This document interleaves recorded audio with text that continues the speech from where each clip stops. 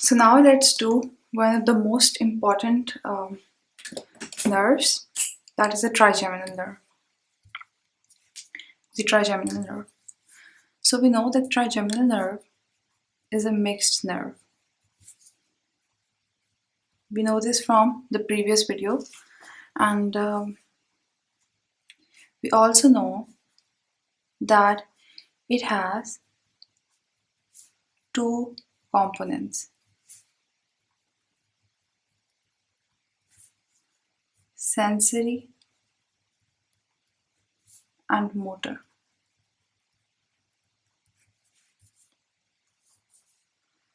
Next point is that its sensory component has 3 nuclei.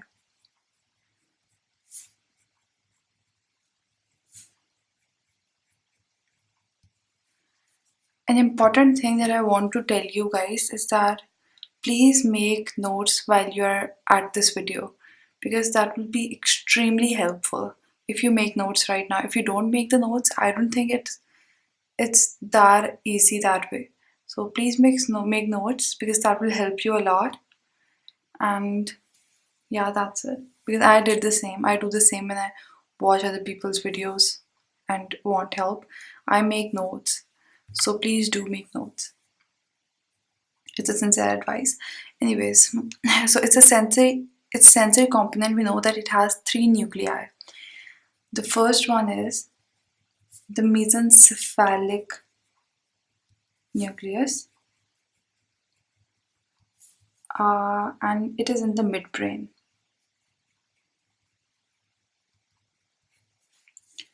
Then we have the main sensory nucleus,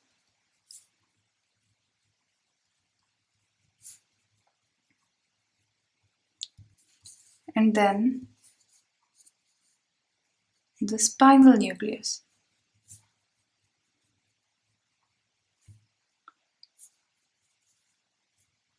Which is in the medulla and the spinal cord.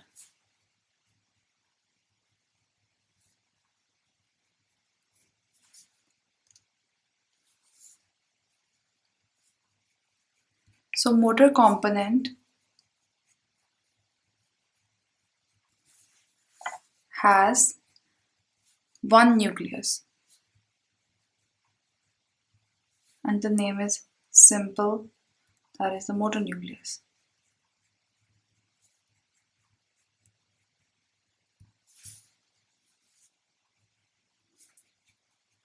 All these nuclei are present on the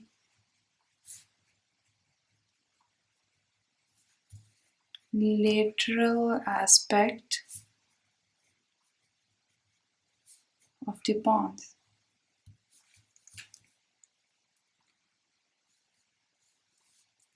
So whenever there is a problem in the lateral aspect of pons,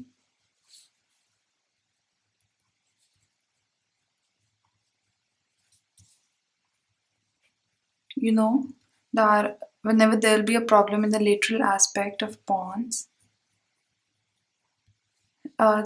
cranial nerve 5 could be damaged.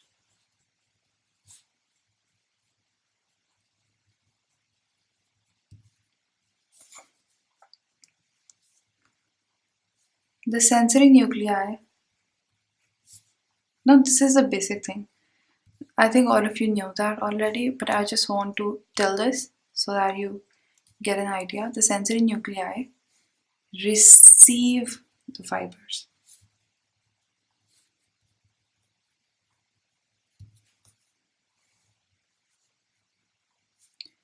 while the motor nuclei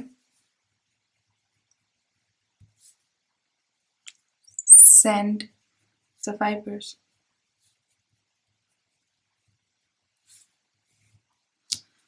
This is this. Now let's move towards the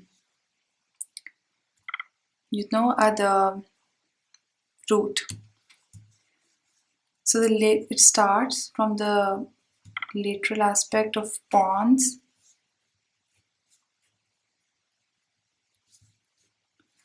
then the middle cranial fossa,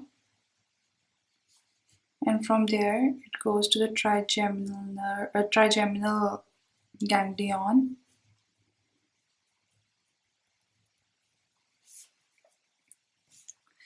About the trigeminal ganglion, you need to know that it is present in the middle cranial fossa.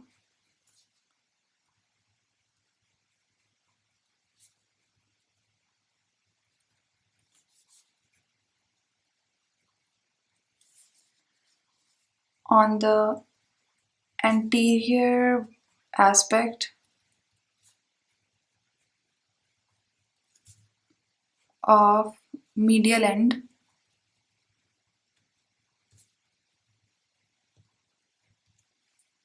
the petrous part of the temporal bone.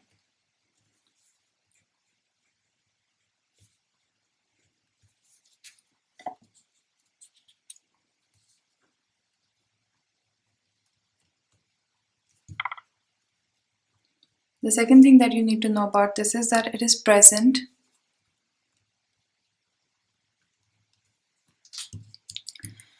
below the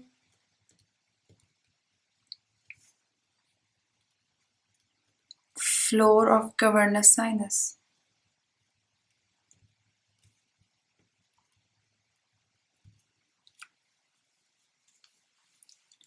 So about this ganglion.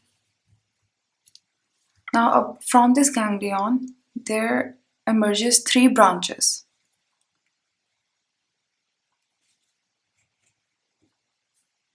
The first branch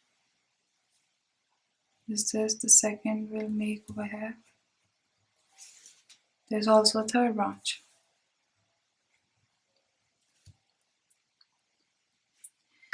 The first branch is the Ophthalmic Division.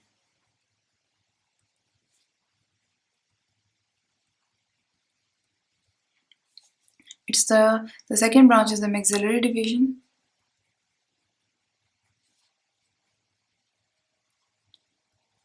And the third branch is the Mandibular Division. You can notice by yourself that it's actually divided on your face. The 3 divisions made on your face. And this ganglion is basically a sensory ganglion.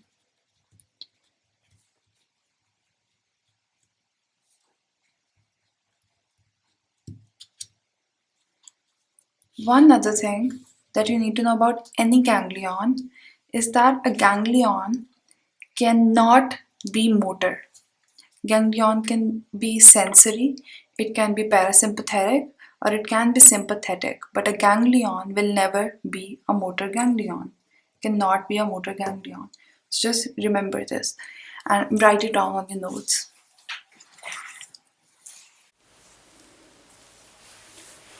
Okay, so about the ophthalmic division, that is denoted like this, and maxillary division. Maxillary division is denoted like this. These are found on the lateral wall of the cavernous sinus. About the other one, the mandibular division,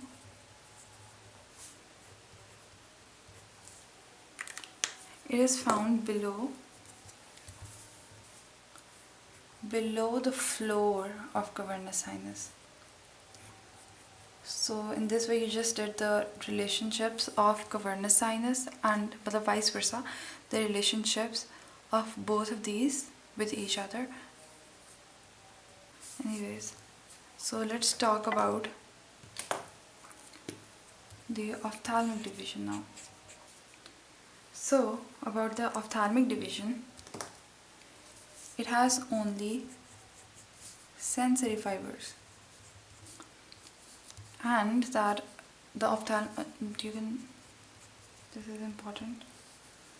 This is important as far as the concepts are concerned. That what is a ganglion? If you don't know, ganglion is a collection of cell bodies outside of the CNS, and the dendrites take information towards the cell body, while the axon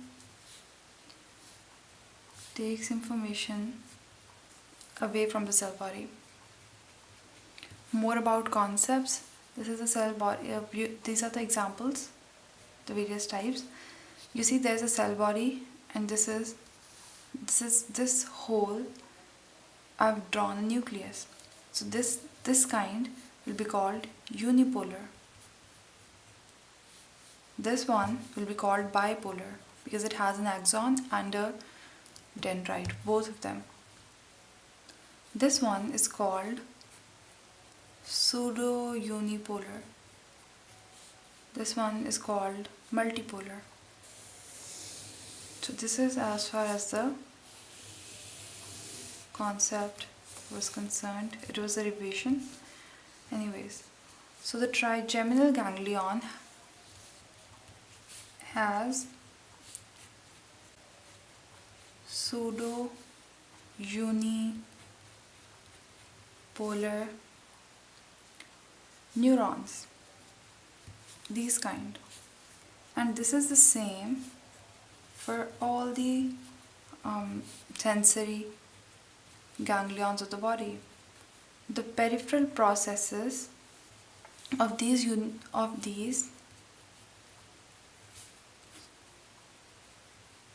pseudo-unipolar neurons can be found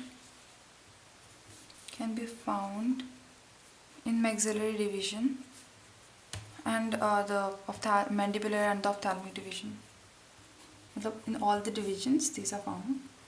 Now the central processes are axons, so that carry information from the cell body to the CNS. Now let's talk about the motor supply of the face. We know that is the facial nerve, and the sensory supply of face is the trigeminal nerve. Now let's come back to the ophthalmic division. It is found in the lateral wall of the cavernous sinus. And this division is supplying upper eyelids, forehead, the roof of the nose. That is the area that it is supplying. And it has three divisions basically. The first is the nasociliary branch. This is present medially. Then we have the frontal nerve, and the third branch is the lacrimal nerve. So now let's do the nasociliary nerves branches. So it has the anterior and posterior ethmoidal nerves. If you have atlas with you right now, please use that atlas because it will help you a lot to remember these. Then there is the second branch is the infratrochlear nerve. The infratrochlear nerve supplies the roof of the nose. The anterior ethmoidal nerve supplies septum and lateral wall of the nose. I'll make a separate video about nose to make it easier for you guys. And then there is the anterior ethmoidal artery. This is just the information about the ethmoidal artery. The anterior ethmoidal artery supplies septum and lateral wall of the nose. Anyway, so the anterior ethmoidal nerve will pass through nasal foramen and will become external nasal nerve. This external nasal nerve supplies superior part of roof and dorsum of the nose.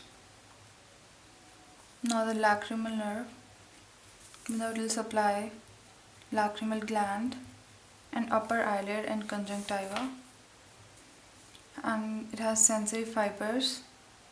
It has sensory fibers from the trigeminal nerve, we know that already, and that the parasympathetic fibers from the facial nerve. So this is the difference. It has sensory fibers from trigeminal nerve, but the parasympathetic fibers from facial nerve. So they come from somewhere else, which we'll do later. But you should remember that this lacrimal nerve has the sensory fibers from the trigeminal nerve, which is obvious, but it also has parasympathetic fibers from the facial nerve.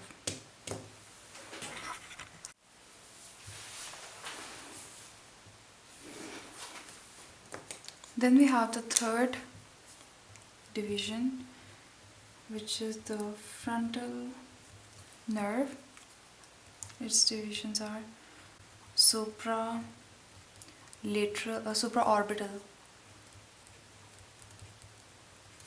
nerve laterally, and there is supratrochlear nerve medially, and it supplies the forehead.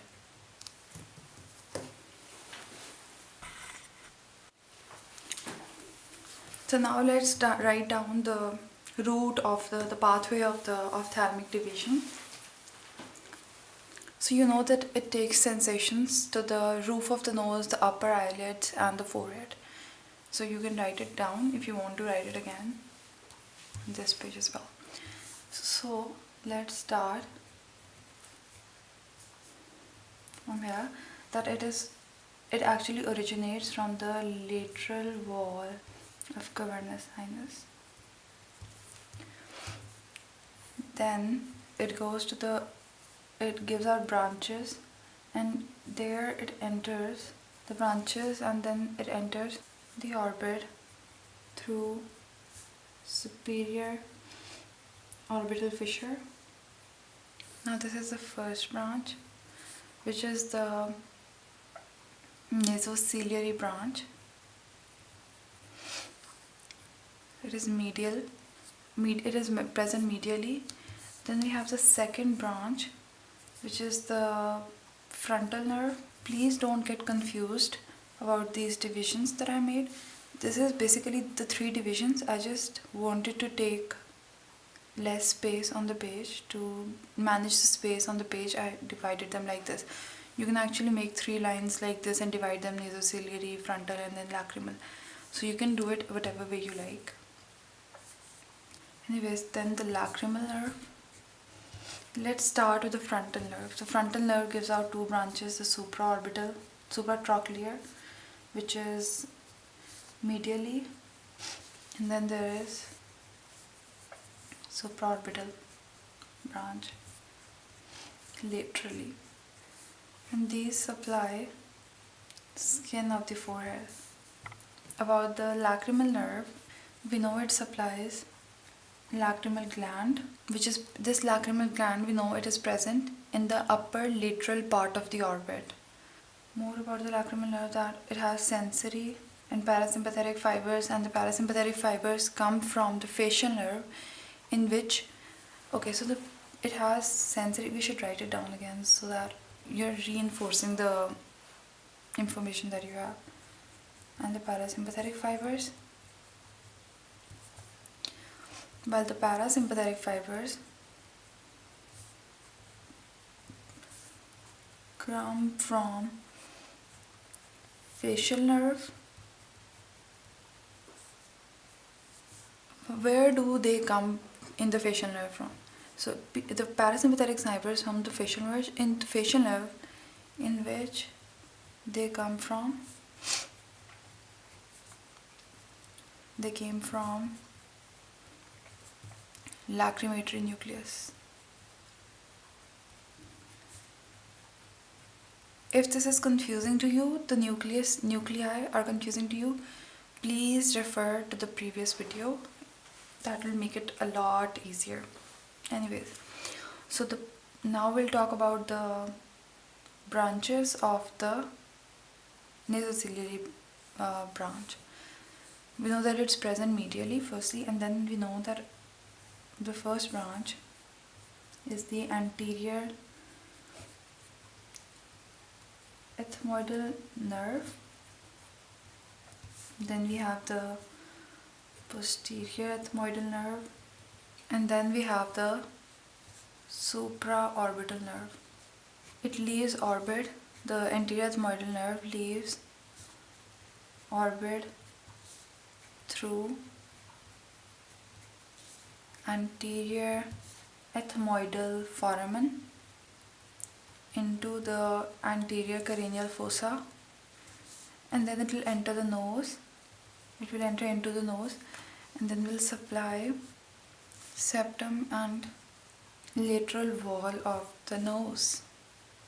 Leaves nose by nasal foramen in nasal bone, and then it converts into the external nasal nerve and will supply the root of the nerve, the root of the nose. So this is it for the ophthalmic division of the maxillary nerve.